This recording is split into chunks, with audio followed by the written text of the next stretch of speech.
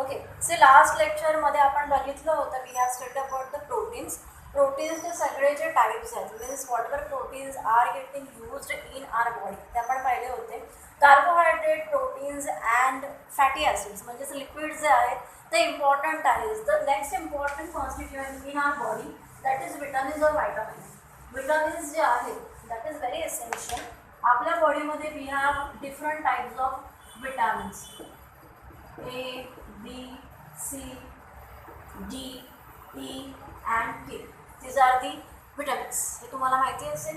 A जे आहे that is all about the A तुम्हाला माहिती असेल किंवा नाही. Vitamin are of 6 types A, B, C, D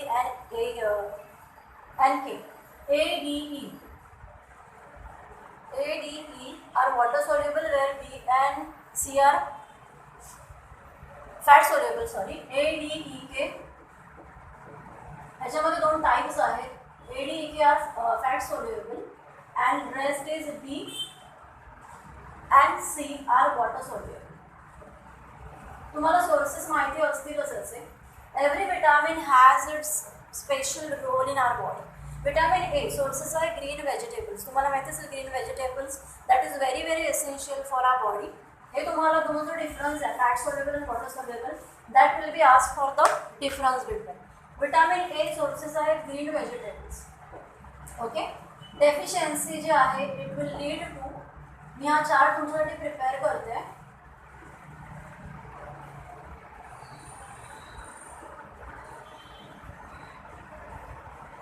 okay. Vitamin A green vegetable is the source. Source म्हणजे ज्यापासून आपल्याला ते मिळतं किंवा ज्याच्यामुळे we get the vitamin A. If deficient म्हणजे if it is less in our body, person may suffer from night blindness. Okay. Then B, yellow fruits or vegetables. Yellow fruits and vegetables. These are low असेल body मध्ये तर you will get the beriberi that is the skin disorder. Okay. Vitamin C that is the citrus fruit. Citrus fruit म्हणजे काय? Lemon, orange, everything. Citrus, C जर vitamin कमी असेल तर there will be the scurvy. It is again the skin disorder. Vitamin D. Vitamin D जर low असेल source आहे that is sunlight. If it is low, you will suffer from the rickets. म्हणजे आपले bones जे आहेत that will be diffuse or you can say the little weak. Vitamin A sources आहे again the green vegetables. Aloe vera is the good source. It is, if it is deficient, you will have the hair or skin problem. Hair and skin problem. Okay. And last K is important. Sources are again the fruits, proteins and everything. If it is low, deficient, blood clotting. Blood clotting मध्ये problem येऊ शकतो. Means blood will clot little slow or it will not stop easily. हा जो chart आहे it is basically I have prepared for you people.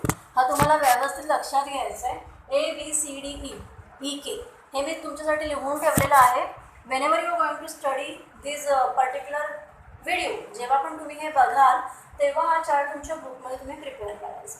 ठीक आहे. एचे sources काय आहेत, एचे डेफिशियन्स काय आहे. Okay. Whenever you are watching हे जर प्रिपेअर करून ठेवा. हे तुमच्या पुढच्या नॉलेजसाठी खूप इम्पॉर्टंट आहे. ओके.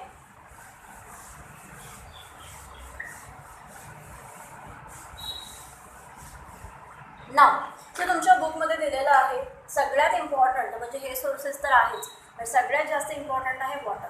वॉटर आपल्या बॉडीमध्ये तुम्हाला माहिती आहे we have almost 70 to 69% water in our body. कारण आपली जी बॉडी आहे that is basically working on the fluid levels. आपण जे अन्न खातो it is stimulated, it is filtrate आणि त्याच्यामध्ये पाण्याचाही तितकाच बिकॉज पाण्यामध्ये you have minerals. So that minerals also you get because of the water. So water is again the essential component for our life, for our digestion. Okay. आतापर्यंत आपण जे बघितलं that is all about the energy sources. Now the next important टॉपिकचं नाव आहे life process in living organism. त्यामुळे त्याचा next topic आहे which is very very important that is cell division. Cell division. You may have heard about the cell division. Cell division म्हणजेच where a single cell divides into two or in number of variants. त्याला आपण म्हणतो cell division. Why we have the cell division basically. समजा जर आपल्या बॉडीमध्ये you know the difference between the eukaryotes and prokaryotes, single cell organism and multicell organism. Like single सेलमध्ये single cell was the amoeba, single cell amoeba was a single cell. आता single cell आहे, so there is no any special systems in body.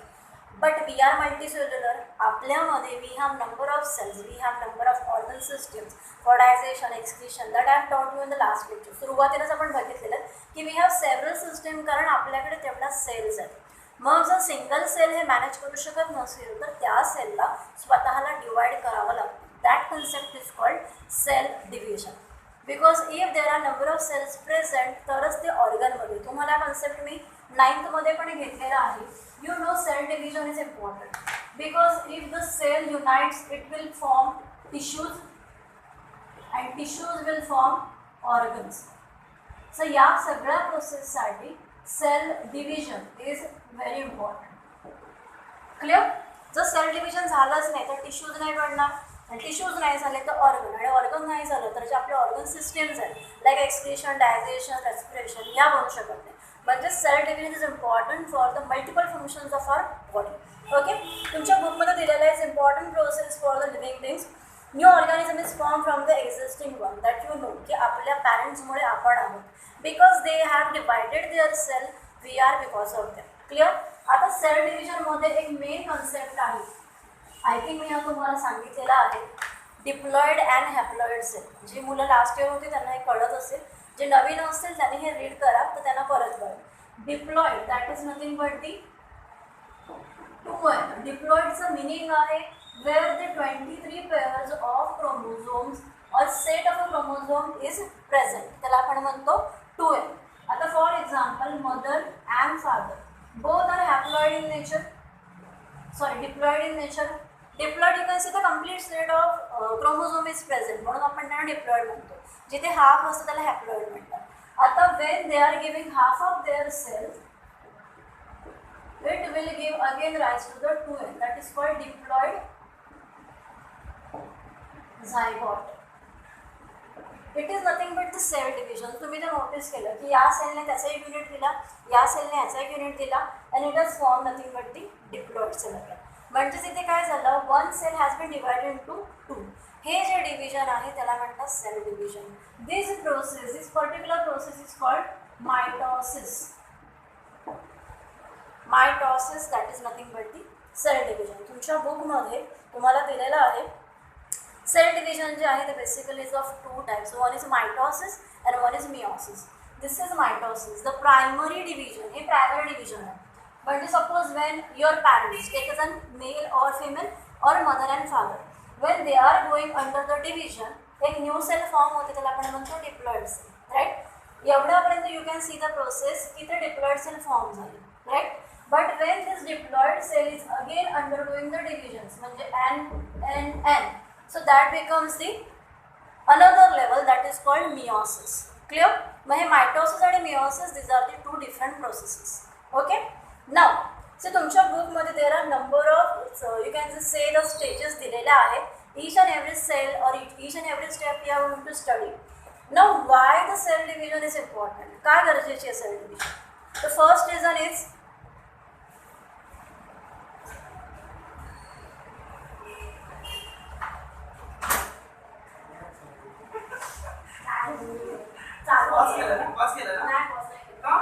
मी म्हटलं बघू, मला वाटलं समोर fee भरायला लागेल ना, मग नोट्स येतो.